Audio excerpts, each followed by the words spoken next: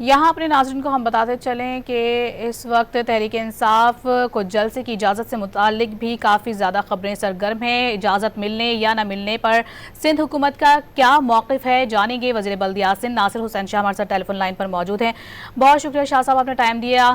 آپ کیا کہیں گے اس حوالے سے؟ جلسہ کرنے کی بھی ان کی جانب سے آپ سے پرمیشن مانگی گئی ہے، اجازت مل جائے گی؟ جی بالکل، اور پاکستان پیپلز پارٹی جمہوریت پہ یقین رکھتی ہے اور پرامن جلسہ، پرامن جو بھی ان کی ایکٹیویٹی ہے اس کی اجازت بالکل ہے، اور وہاں پہ جنا گراؤنڈ میں ان کی طرف سے اپلیکیشن آئی ہے جلسے کے لیے اور اس کو کنسیڈر کیا جا رہا ہے اور ہم اجازت دیں گے۔ ایک تو اور جگہ بھی انہوں نے اجازت مانگی ہے، صرف جو روڈ اور اس طرح کی جگہ ہیں جہاں پہ عام لوگوں کو تکالیف ہوں گی روڈ بند کرنے سے، اس کے لیے ہم نے معذرت کی ہے کہ اس کو تھوڑا ریکنسیڈر کیا جائے۔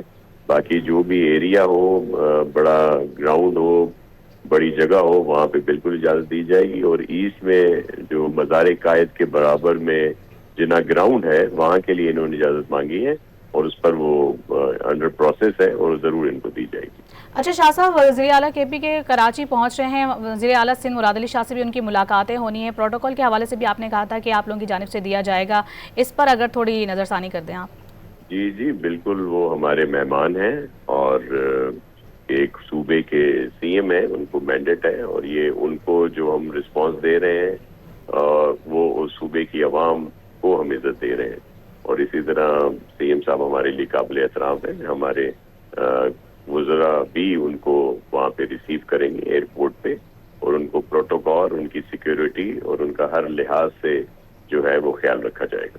تو تحریک انصاف کو جناح گراؤنڈ میں جلسے کی اجازت بالکل دی جائے گی۔ وزیر بلدیات سندھ ناصر حسین شاہ صاحب ہمارے ساتھ موجود تھے، گفتگو کر رہے تھے۔ بہت شکریہ آپ کا۔